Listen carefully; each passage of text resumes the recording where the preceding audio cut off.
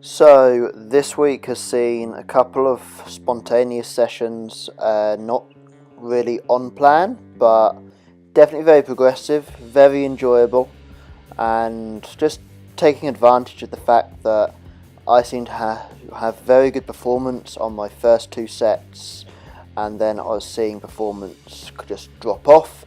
So everything you're seeing in this, it was all performed for two sets. There's one heavy set, followed by a back off set, not always saying which one is the top set or the back off set. So they were my seal dumbbell rows, 40 kilos, haven't been up there for a long time. This was followed by an underhand lat pull down, which I didn't record, but I did have some pretty impressive rack pulls. So, do I like a rack pull? Yes and no. I do find it complements a deadlift very well, especially in terms of confidence, because you're probably pulling something maybe 10-20% above your deadlift for probably a few more reps. It's been several months now since I've pulled a deadlift, let alone a rack pull to complement it. So these going up at 200, I think, for 8 reps with no belt. I felt so locked in and tight through the core. It was just a really good confidence boost, and definitely something I'm going to bring back into my training. My deadlift was always a strong point, still probably is a strong point. I just haven't pulled off the floor for a long time. So yeah, I'm happy to kind of get these coming back into my training shortly, just because of what they do for the upper back.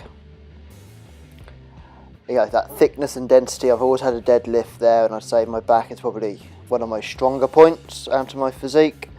And here we go, this is 180 for a lot of reps. Just sit there and count. But I'm just seeing so much potential in this lift. Going by the numbers I've achieved, they're both the kind of very top end of what I want. I definitely want something like this, that first set, to be probably between, say, the 5 and 8 rep range, and then my second set somewhere between, say, 8 and 12. So definitely got more in the tank, and I'm just feeling so solid. And I opted to go without a belt because it very much just means I've got a lot more musculature that's got to engage, and I can progress. I'll always keep a belt on for big compounds on squats and deadlifts, because I find it's beneficial as I can brace into it, whilst the rack pull is something which I'm very much using it's to train and to become better at those lifts. Also, being third lift in, there's a little bit of fatigue, so I'm going to be limited slightly because I've already performed rows and lat pull downs, and that's going to mean that obviously my lower back's not fatigued. And to be fair, I've got a pretty resilient lower back, and yeah, that was just 15 reps on 180. I think I was gassed more than anything else. Just some wide grip lat pull downs, slightly higher reps than the sets I'd done previously in the session, and I think this is potentially where you could highlight my back as being a strong point. Very, very happy with how the back is looking in this. But yeah, so these were slightly higher reps, so slightly lighter, I guess.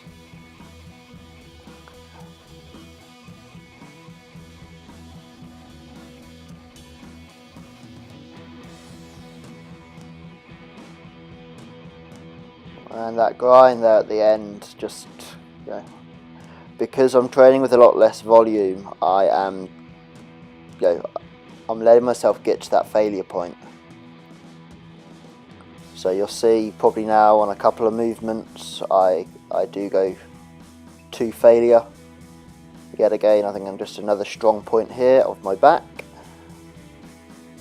Seated row, something that I love the movement and I love it for really high rep work, but I really suck at locking in for heavier work, which is why I will normally opt for something that's chest supported, with my big favourite being that seal row that you saw at the start. Off to hit some curls because, well, it's part of the physique. Biceps probably something I've neglected in the past. I've always been like, we'll do rows and pull-ups, and I think, you know, if you're a beginner, that's definitely where you want to be starting. Go get strong in your big pulling movements, but as you go on, you need to have a higher focus on, you know, actually targeting the bicep to get full development, unless you are biomechanically gifted to get brilliant bicep development from just performing pull-ups, chin-ups and row movements. Most people are going to need to supplement just what you see a lot of people do when they start. They've probably got 3 exercises for their biceps and 1 set of lat pull downs and 1 set of cable rows. So definitely focus on the pulling movements, and yeah, and if you go to failure, actually go to failure. So no, I could have swung that. I could have cheated down 3 reps and pretended I'd done it, but I didn't. And there's a bit of spontaneous posing. Crazy happy with how full my physique felt. I'll put that down to the pizza the day before. Some more bicep curls. Yet again, you can see, you know, I use that preacher bench backwards because I don't know how to use it properly. No, it locks my arms in. It means that no matter, you know, I can't cheat. It's either the bicep or nothing. And yet again, you'll see that, you know, I'll grind through a couple of reps, and when I reach failure, I reach failure. I don't swing. I don't do anything weird. My biceps got nothing more. Grind, grind, grind. Well, I think I actually make this rep. I think I doubted it.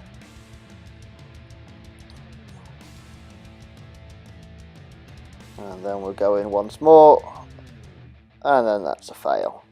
So lots more failure work happening due to the lower volume, and hopefully if it doesn't impede recovery, I'll keep that. And I'm always going to favour failing on some of the smaller movements over the big compounds. I'll be quite selective on the big compounds because failing those do have a safety implication and are going to be a bit more detrimental when it comes to recovery as well.